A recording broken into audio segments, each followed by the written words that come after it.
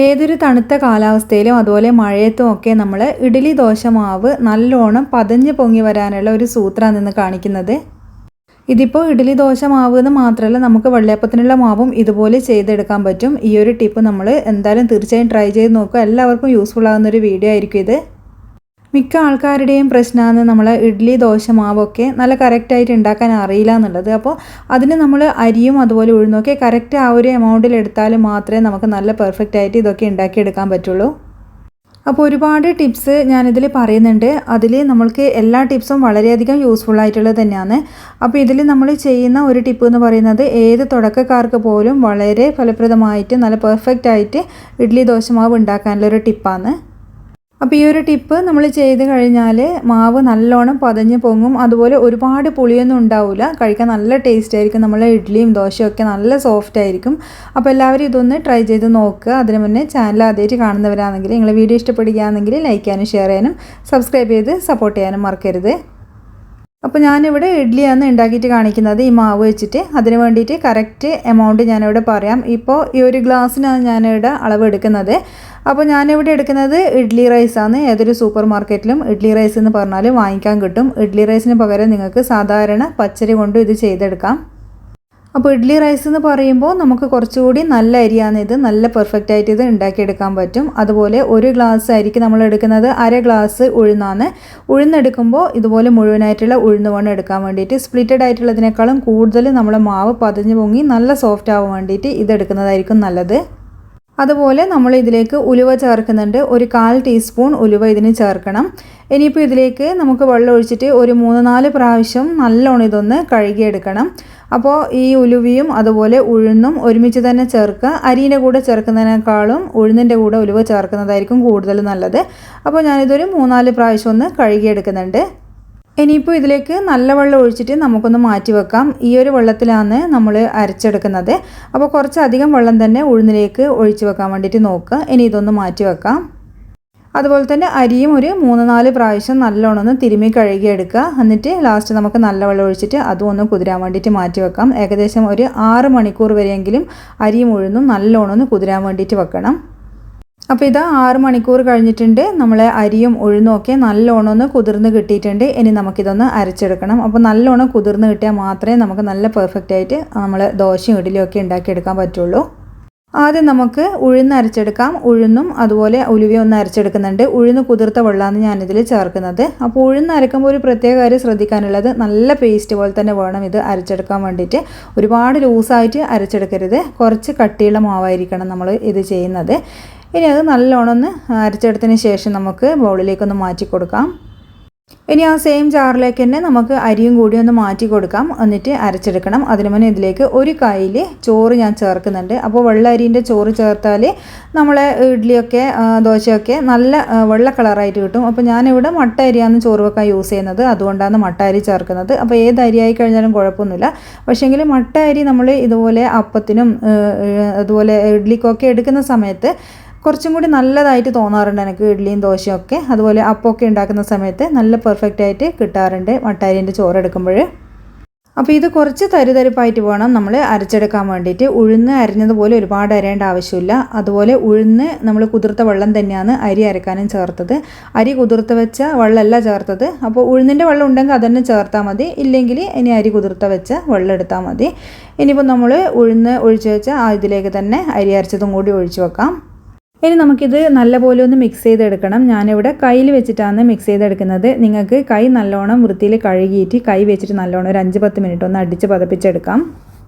അല്ലെങ്കിൽ നമ്മൾ ചപ്പാത്തി പരത്തുന്ന നമ്മളെ ചപ്പാത്തി കോലില്ലേ, അത് നല്ലോണം കഴുകിയിട്ട് ഒരു 5-10 മിനിറ്റ് നല്ലോണം ഒന്ന് അടിച്ച് പതപ്പിച്ചെടുത്താൽ മതി. അത് നിങ്ങളൊന്ന് ട്രൈ ചെയ്ത് നോക്ക്. അതിൻ്റെ ഒരു വീഡിയോ ഞാൻ ഇട്ടിട്ടുണ്ടായിരുന്നു. അപ്പോൾ നല്ല എഫക്റ്റീവായിട്ടുള്ള ഒരു ഐഡിയ ആണത്. അപ്പോൾ ഈ ഒരു വീഡിയോയിൽ ഞാൻ കാണിക്കുന്നത് വെച്ചാൽ ഇതുപോലുള്ള വെളുത്തുള്ളി നല്ലോണം ഒന്ന് കഴുകിയതിന് ശേഷം നമുക്ക് ഈ ഒരു മാവിൽ ഇട്ട് കൊടുത്താൽ മതി. അപ്പോൾ എന്ന് പറയുമ്പോൾ ഞാനിത് വലിയ വെളുത്തുള്ളിയാണ്, അതുകൊണ്ട് ഇതിൻ്റെ ഒരു 3-4 അല്ലി മാത്രമേ എടുക്കുന്നുള്ളൂ. അപ്പോൾ ചെറിയതാണെങ്കിൽ ചെറിയൊരു കൂടം വെളുത്തുള്ളീൻ്റെ അവരിത് അതിലേക്ക് ഇട്ട് കൊടുത്താൽ മതി. അപ്പോൾ നല്ലോണം കഴുകിയെടുത്തതിന് ശേഷം മാത്രം വേണം ഇട്ട് കൊടുക്കാൻ വേണ്ടിയിട്ട്. അപ്പോൾ ഇതാണ് നമ്മൾ ഏതൊരു തണുപ്പ് കാലാവസ്ഥയിലും അതുപോലെ ഏത് മഴയത്തായി കഴിഞ്ഞാലും നമ്മളെ മാവ് നല്ലോണം പതഞ്ഞ് പൊങ്ങി വരാനുള്ള ഒരു ഐഡിയ.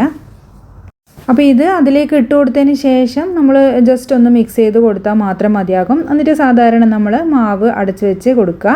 അപ്പോൾ ഇനി ഏകദേശം ഒരു 8 മണിക്കൂർ വരെ നമുക്കിതൊന്ന് മാറ്റി വെക്കാം. അപ്പോൾ ഇത് രാവിലെ ആയിട്ടുണ്ട്, 8 മണിക്കൂർ ഏകദേശം കഴിഞ്ഞിട്ടുണ്ട്. അപ്പോൾ ഇത് നോക്കുമ്പോൾ കണ്ടോ നമ്മളെ മാവ് നല്ലോണം തന്നെ പതിഞ്ഞ് പൊങ്ങി വന്നിട്ടുണ്ട്.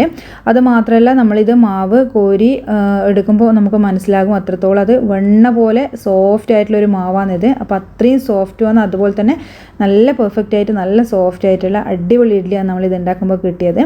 അപ്പോൾ കാണുമ്പോൾ തന്നെ നിങ്ങൾക്കിത് മനസ്സിലായിട്ടുണ്ടാവും. ഇനിയിപ്പോൾ ഇതിലുള്ള വെളുത്തുള്ളി എന്ത് ചെയ്യുന്നതായിരിക്കും നിങ്ങൾ വിചാരിക്കുന്നുണ്ടാവുക. അപ്പോൾ അതിലുള്ള മാവൊക്കെ ഒന്ന് നമുക്കിതിലേക്ക് ഇട്ടതിന് ശേഷം വെളുത്തുള്ളി കഴുകിയിട്ട് നമുക്ക് നമ്മളെ ആവശ്യത്തിന് ഉപയോഗിക്കാം. അപ്പോൾ ഞാൻ ഇത്രയും നേരം ഇതിൽ ഉപ്പ് ചേർത്തിട്ടില്ലായിരുന്നു. അപ്പോൾ നമ്മൾ അരി അരക്കുമ്പോഴല്ല ചേർക്കുന്നത്, നമ്മൾ പിറ്റേന്ന് രാവിലെ ദോശ ചുടുന്നതിന് അല്ലെങ്കിൽ ഇഡ്ഡലി ചുടുന്നതിന് തൊട്ട് മുന്നാണ് ഇതിലേക്ക് ഉപ്പ് ചേർക്കുന്നത്. അപ്പോൾ ആവശ്യത്തിനുള്ള ഉപ്പും കൂടിയും ചേർത്തിട്ട് നല്ലോണം ഒന്ന് മിക്സ് ചെയ്തെടുക്കാം. അപ്പോൾ ഒരുപാട് കുത്തി ഇളക്കി മിക്സ് ചെയ്യേണ്ട ആവശ്യമില്ല. അപ്പോൾ കാരണം നമുക്ക് ഈ മാവ് കാണുമ്പോൾ തന്നെ മനസ്സിലാവും നല്ല വെണ്ണ പോലെ അത്രയും പതിഞ്ഞിട്ടുള്ള ഒരു മാവാണ്. അപ്പോൾ ജസ്റ്റ് ഒന്ന് മിക്സ് ചെയ്തെടുത്താൽ മാത്രം മതിയാകും. ഇനിയിപ്പോൾ ഈ ഒരു മാവ് വേണമെങ്കിൽ നിങ്ങൾക്കൊരു 10-20 മിനിറ്റ് വീണ്ടും അടച്ചിട്ട് വെക്കാം. എന്നിട്ട് ആ ഒരു കറി ഉണ്ടാക്കുന്ന സമയം വരെ നമുക്കിത് അടച്ച് വെച്ചാലും കുഴപ്പമൊന്നുമില്ല, വീണ്ടും നന്നായിട്ട് പതിഞ്ഞ് പൊങ്ങുകയേ ചെയ്യുള്ളൂ. അപ്പോൾ ഈ മാവ് കാണുമ്പോൾ തന്നെ നിങ്ങൾക്ക് മനസ്സിലാകും നല്ലൊരു പെർഫെക്റ്റ് ആയിട്ടുള്ള നല്ല അടിപൊളി മാവാണിത്. അപ്പോൾ ഞാൻ ഈ ഒരു സമയം തന്നെ ഉണ്ടാക്കുന്നത് 20 മിനിറ്റോ അല്ല അരമണിക്കൂറൊന്നും മാറ്റി വെക്കുന്നൊന്നുമില്ല. അപ്പോൾ ഇതാ ഇഡ്ഡലി തട്ടിൽ എണ്ണ പുരട്ടിയതിന് ശേഷം നമുക്ക് ഇഡ്ഡലി ചുട്ടെടുക്കാം. അപ്പോൾ വെള്ളം നല്ലോണം ചൂടായതിന് ശേഷമാണ് ഞാൻ ഈ തട്ട് വെച്ച് കൊടുക്കുന്നത്. അപ്പോൾ ഈ തട്ട് നല്ലോണം ഒന്ന് ചൂടാവണം. എന്നിട്ട് ശേഷം മാത്രം വേണം നമ്മളിതിലേക്ക് മാവ് കോരി ഒഴിച്ച് കൊടുക്കാൻ വേണ്ടിയിട്ട്. അങ്ങനെ ചെയ്ത് കഴിഞ്ഞാൽ നമുക്ക് ഇഡ്ഡലിത്തട്ട് ഇത് മാറ്റിയിട്ട് നമ്മൾ ഇഡ്ഡലിയൊക്കെ തണുത്ത് കഴിഞ്ഞാൽ അതിൻ്റെ ആ ഒരു അടിയിൽ ഒട്ടിപ്പിടിക്കാണ്ട് നല്ല പെർഫെക്റ്റായിട്ട് പെട്ടെന്ന് കൈ കൊണ്ട് തന്നെ നമുക്ക് വിടിയിച്ചെടുക്കാൻ വേണ്ടി പറ്റും. അതുപോലെ ഈ ഒരു സമയത്ത് ഒരു തട്ടിൽ മാത്രമേ ഞാൻ വെച്ച് കൊടുക്കുന്നുള്ളൂ. രണ്ടാമത്തെ തട്ട് പിന്നെയാണ് വെച്ച് കൊടുക്കുന്നത്. ഇതിലൊന്ന് ആവി കയറാൻ വേണ്ടി വെയിറ്റ് ചെയ്യുന്നുണ്ട്. ഒരു 5 മിനിറ്റ് ഒന്ന് ആവി കയറിന് ശേഷം മാത്രമാണ് രണ്ടാമത്തെ തട്ട് വെച്ച് കൊടുക്കുന്നത്.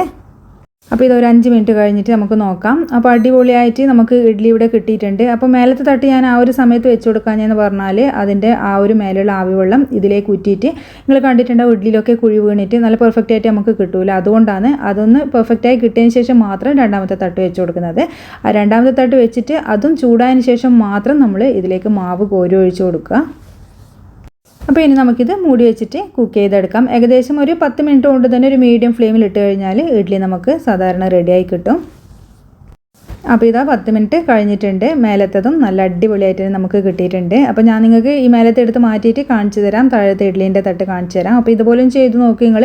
അപ്പോൾ താഴത്തെ ഇഡ്ഡലി നല്ല പെർഫെക്റ്റ് ആയിട്ട് ആ ഒരു ഇഡ്ഡലിയിൽ കുഴി വീഴാണ്ട് വെള്ളപ്പറ്റൊന്നും ഇല്ലാണ്ട് നമുക്ക് കിട്ടും. അപ്പോൾ കണ്ടില്ലേ, താഴത്തതും നല്ല അടിപൊളിയായിട്ട് തന്നെ ഉണ്ട്. നിങ്ങൾ പലരും ശ്രദ്ധിക്കുന്ന കാര്യമായിരിക്കും ഇത് അടിയിലൊക്കെ വെള്ളം വീണ് ആ താഴത്തെ ഇഡ്ഡലി ഒരു ഭംഗിയില്ലാണ്ടും അതുപോലെ ഒരു വൃത്തിയില്ലാണ്ടൊക്കെ കിട്ടും. അപ്പോൾ അത് ഒഴിവാക്കാനാണ് രണ്ടാമത്തെ തട്ട് അങ്ങനെ വെച്ച് കൊടുത്തത്. അപ്പോൾ ഏകദേശം ഇത് ഒരു 10-15 മിനിറ്റ് കഴിഞ്ഞാൽ തന്നെ തണുത്ത് കിട്ടും. ഇനി തണുത്തതിന് ശേഷം മാത്രം ഇത് ആ ഒരു ഇഡ്ഡലി തട്ടിൽ നിന്ന് മാറ്റി കൊടുക്കുക, അല്ലെങ്കിൽ അടിയിൽ പിടിക്കാൻ ചാൻസ് ഉണ്ട്. അപ്പോൾ ചൂടോടെ ഒരിക്കലും ഇത് ഇളക്കി കൊടുക്കാൻ പാടില്ല. അപ്പോൾ ചൂടൊക്കെ നന്നായി ആറിയതിന് ശേഷം നമുക്കിതൊന്ന് തൊട്ട് നോക്കിയാൽ അറിയാം. അപ്പോൾ അത് കൈ കൊണ്ട് തന്നെ നമുക്കിത് വിടിച്ചു കൊടുക്കാൻ പറ്റും. അതിൻ്റെ ആ ഒരു ഐഡിയ എന്ന് പറയുന്നത് തന്നെ നമ്മൾ ആ ഒരു ഇഡ്ഡലി തട്ട് ചൂടായതിന് ശേഷം മാത്രം മാവ് ഒഴിച്ച് കൊടുക്കുന്നത് കൊണ്ടാണ്. അപ്പോൾ ഇതാ കാണുമ്പോൾ തന്നെ മനസ്സിലാവും നല്ല അടിപൊളി ഇഡ്ഡലിയാണ് ഇത്. ഇതാ പൊട്ടിച്ച് കാണിച്ചിട്ട് നിങ്ങൾക്ക് നല്ല സോഫ്റ്റാണ്. അപ്പോൾ എല്ലാവരും ഇതുപോലെ ഒന്ന് ട്രൈ ചെയ്ത് നോക്കുക. നല്ല ടേസ്റ്റാണ്. അതുപോലെ ഒരുപാട് അങ്ങ് പുളിച്ച് പോയിട്ടൊന്നുമില്ല. അപ്പോൾ ആ ഒരു പുളിയൊന്നും ചില ആൾക്കാർക്ക് അങ്ങനെ ഇഷ്ടാവില്ല അല്ലേ, ഇഡ്ഡലി ആയാലും ദോശ ആയി കഴിഞ്ഞാലും. അപ്പോൾ മാവ് നല്ലോണം പതിഞ്ഞ് പൊങ്ങിയിട്ട് പുളിക്കാത്ത ആ ഒരു ഇഡ്ഡലി ആയിരിക്കും എല്ലാവർക്കും ഇഷ്ടം. എനിക്ക് അങ്ങനത്തെ ഇഡ്ഡലിയാണ് ഇഷ്ടം. അപ്പോൾ അതുപോലെ എന്തായാലും ഒന്ന് ട്രൈ ചെയ്ത് നോക്കുക. നല്ല തൂവെള്ള ഇഡ്ഡലിയാണ് നമുക്ക് കിട്ടിയത്. അപ്പോൾ നാട്ടിലൊക്കെ മഴയും അതുപോലെ തണുത്ത സീസണൊക്കെ ആയിരിക്കും. ആ ഒരു സമയം നിങ്ങൾ ഇതുപോലെ വെളുത്തുള്ളി ഇട്ടിട്ട് ട്രൈ ചെയ്ത് നോക്കുക.